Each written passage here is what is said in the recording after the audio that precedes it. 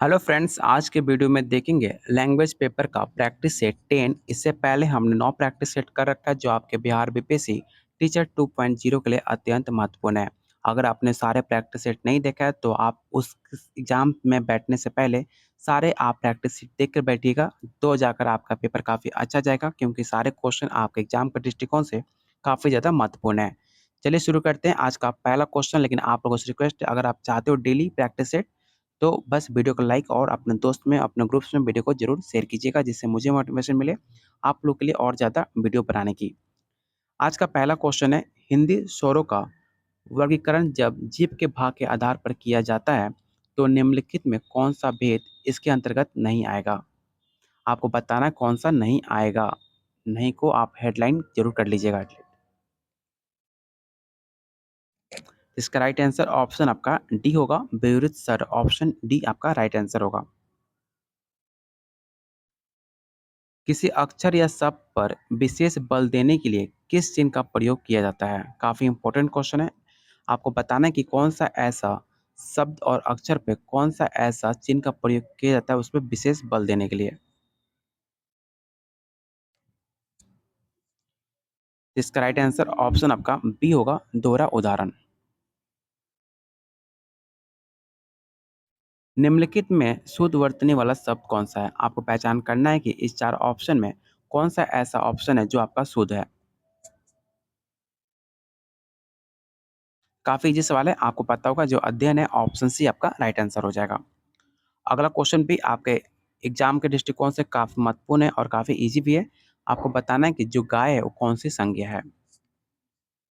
व्यक्तिवाचक, जातिवाचक, भाववाचक या option D आपका द्रव्यवाचक। याद रखिएगा, जो आपकी गाय है, गाय आपके एक जातिवाचक संज्ञा है, तो ऑप्शन आपका बी राइट आंसर हो जाएगा। क्वेश्चन 5 कह रहा है, निम्न में प्रश्नवाचक सर्वनाम कौन सा है? आपको बताना है कि इस चार ऑप्शन में कौन सा ऐसा ऑप्शन है जो आपका प्रश्नवाचक सर्वनाम माना जाता है।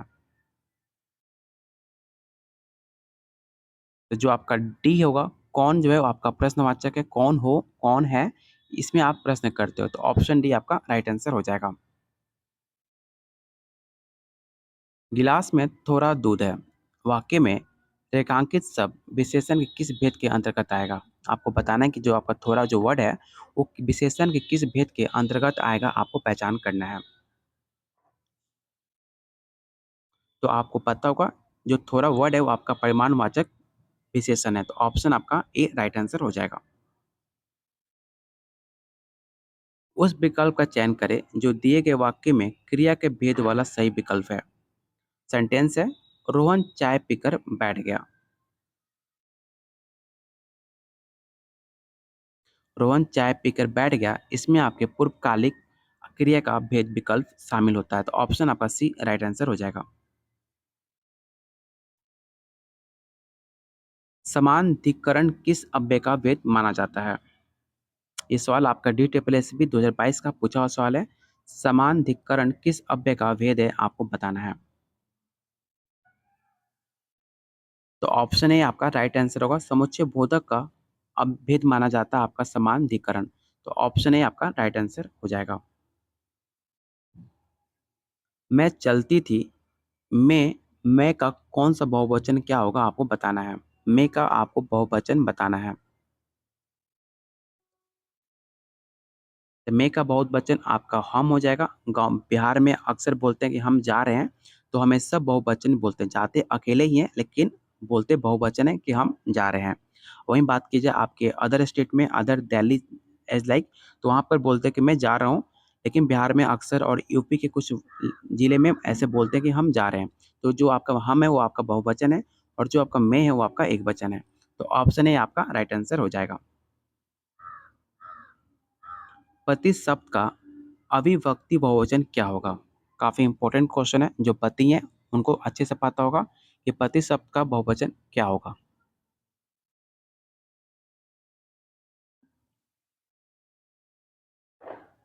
इसका राइट आंसर ऑप्शन आपका सी होगा। कोई अंतर नहीं पड़ता, उसका अविभक्ति भक्त जो बहुवचन होता है वो आपका पति होता है, तो ऑप्शन आपका सी राइट आंसर हो जाएगा।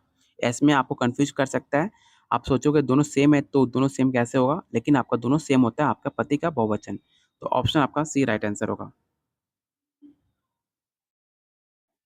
कौन सा वाक्य आसन भूतकाल में आएगा? आपको बताना है कि इस 4 ऑप्शन में कौन-सा ऐसा ऑप्शन है जो आसन भूतकाल के अंतर्गत आएगा? अच्छे से बताइएगा, इसमें बहुत लोग गलती भी करेंगे। तो इसका राइट आंसर ऑप्शन आपका डी हो जाएगा, मैंने आम खाया। आपके एग्जाम्पल है आसन भूतकाल का, तो ऑप्शन डी आपका राइट आंसर होगा। अगला क्वेश्चन आपके एग्जाम के दृष्टिकोण से काफ़ी ज़्यादा महत्वपूर्ण है। आपको बताना है कि भाववाच्य आपको छाँटना है इस 4 सेंटेंस में। सारे सेंटेंस को अच्छे से पढ़िए, उसके बाद भाववाच्य इसमें छाँटकर आप बताइए इसका राइट आंसर क्या होगा। इसका राइट आंसर ऑप्शन आपका बी होगा, तोते से उड़ा नहीं गया। इसमें एक भाववाच्य प्रकट हो रहा है, तो ऑप्शन बी आपका राइट आंसर हो जाएगा। निम्न में अधिकरण कारक का उपसर्ग कौन-सा माना जाता है?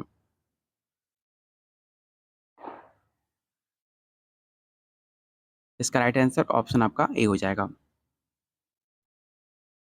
निम्नलिखित में कौन-सा शब्द तत्सम नहीं है? आपको बताना है कि 4 ऑप्शन में कौन-सा ऐसा ऑप्शन है जो आपका तत्सम नहीं है? इसका राइट आंसर ऑप्शन आपका ए हो जाएगा।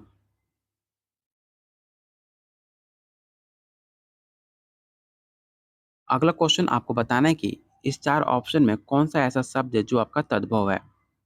पिछले क्वेश्चन में आपको तत्सम बताना था, इस क्वेश्चन में आपको तद्भव बताना है और ऐसे क्वेश्चन आपके एग्जाम में 100% पूछे जाएँगे, ये मेरा दावा है। इसका जो राइट आंसर ऑप्शन आपका सी हो जाएगा, जो आपका जीव है वो आपका तद्भव शब्द है। अलमारी कौन-सी भाषा का शब्द है आपको बताना है? फ़ारसी, पुर्तगाली, अरबी या ऑप्शन डी आपका संस्कृत। काफ़ी ईज़ी सवाल है, आपको पता होना चाहिए। जो आपका अलमारी शब्द है वो आपका पुर्तगाली शब्द है, तो ऑप्शन आपका बी राइट आंसर हो जाएगा। अगला क्वेश्चन आपके एग्जाम के दृष्टिकोण से काफ़ी महत्वपूर्ण है। आपको बताना है कि अर्थ के आधार पर शब्द कितने प्रकार के होते हैं? ऑप्शन है 3, 4, 5 या ऑप्शन डी आपका 6। बात की जाए अर्थ के आधार पर शब्द, तो टोटल आपके 4 प्रकार के होते हैं, तो ऑप्शन आपका बी राइट आंसर हो जाएगा। डैश को कोई नहीं टाल सकता, नियत को नहीं टाल सकता, नियति को, निमित्त को या ऑप्शन डी आपका नमित को। काफ़ी ईज़ी सवाल है, अगर आप सेंटेंस को अच्छे से पढ़कर उसमें फिट करोगे, तो आपको आंसर अच्छे से निकाल पाओगे। तो इसका राइट आंसर ऑप्शन आपका बी हो जाएगा, नियति को कोई नहीं टाल सकता। अगला क्वेश्चन आपको बताना है कि अधिकार में उपसर्ग कौन-सा है? अधिकार में उपसर्ग ऑप्शन सी आपका राइट आंसर होगा अधि। घृणा शब्द का विलोम क्या होगा? घृणा शब्द का विलोम आपका प्रेम होगा। जो घृणा करते हैं वो बाद में प्रेम भी करते हैं और जो प्रेम करते हैं तो काफ़ी टाइम तक प्रेम नहीं करते हैं, बाद में उनको घृणा हो जाती है। तो ऑप्शन ए आपका राइट आंसर हो जाएगा। निम्नलिखित में कौन-सा शब्द कमल परिभाषी नहीं है? आपको बताना है कि इस 4 ऑप्शन में कौन-सा ऐसा ऑप्शन है जो कमल का परिभाषी शब्द नहीं है? आपको नहीं है बताना है, इसे आप ज़रूर हेडलाइट कर लीजिएगा। जो आपका वारिद है वो आपका कमल का परिभाषी शब्द नहीं है, तो ऑप्शन डी आपका राइट आंसर होगा। कनक धतूरा क्या है आपको बताना है? तो कनक धतूरा एक आपका सोना है, जो आपके सोनार होंगे, जो सोना काम करते हैं उनको पता होगा कि कनक धतूरा क्या होता है, तो ऑप्शन आपका डी राइट आंसर हो जाएगा। अव्यय उभय शब्द युग्म का सही अर्थ क्या होगा? आपको बताना है कि अव्यय उभय का सही अर्थ क्या होगा इस 4 ऑप्शन के अकॉर्डिंग। अव्यय उभय का अर्थ होगा निर्भय दोनों, तो ऑप्शन आपका ए राइट आंसर हो जाएगा। जिसके पास घर ना हो उसे क्या कहा जाता है? तो मुझसे पूछो, जिसके पास घर ना हो उसे अनिकेत के नाम से जानते हैं, इसलिए अपना नाम अनिकेत मत रखना। अनिकेत नाम रखोगे तो आपके पास घर नहीं होगा, तो ऑप्शन बी आपका राइट आंसर हो जाएगा। नाविक का सही संधि विच्छेद क्या होगा? आपको बताना है, जो वर्ड दिया गया नाविक, इसका सही संधि विच्छेद आपको बताना है कि क्या होगा। इसका राइट आंसर ऑप्शन आपका बी होगा, 9 प्लस 1 नाविक होता है, तो ऑप्शन बी आपका राइट आंसर हो जाएगा। आप लोगों से रिक्वेस्ट है, जितने लोग आप वीडियो देख रहे हो तो कम से कम एटलीस्ट जितने लोग देख रहे हो तो वीडियो को लाइक करने में कंजूसी क्यों करते हो भाई? आप लोग के लिए मेहनत की जा रही है, तो आप लाइक करोगे, शेयर करोगे तो मुझे अच्छा लगेगा आप लोग के लिए और ज़्यादा वीडियो बनाने की। तो लाइक करो, शेयर करो, चैनल को सब्सक्राइब करो, बिल्कुल पैसा नहीं लगने वाला।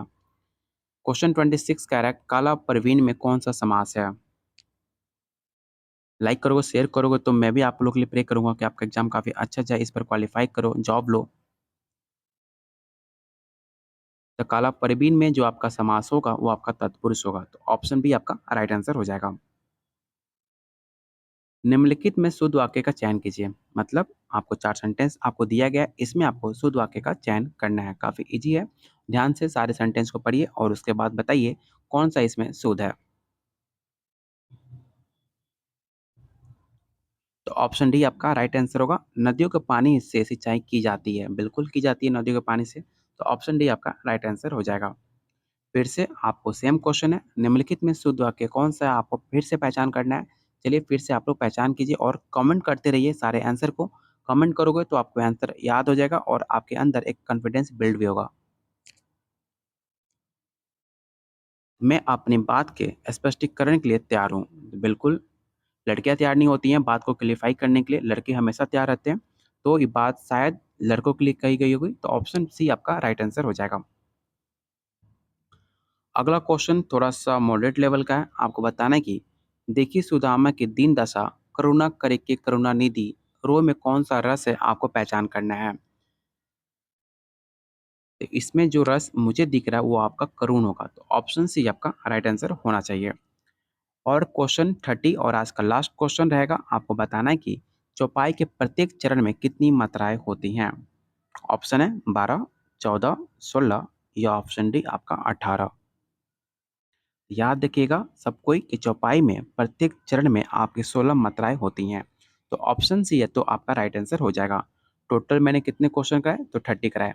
30 में कितने आपने राइट करा आपने कमेंट बॉक्स में आपको बताना है। जो कमेंट करेगा उसका पेपर अच्छा जाएगा। अलग से मैं उनके लिए प्रे करूँगा जो कमेंट करेंगे। तो आप कमेंट करना अगर आप चाहते हो कि मैं भी आप लोग के लिए प्रे करूँ, तो कमेंट करो, शेयर करो और जिन्होंने चैनल को सब्सक्राइब नहीं किया है, तो भाई आप लोगों से रिक्वेस्ट है चैनल को ज़रूर सब्सक्राइब कर लीजिएगा। तब तक के लिए बहुत जल्द मिलते हैं अगले क्लास में।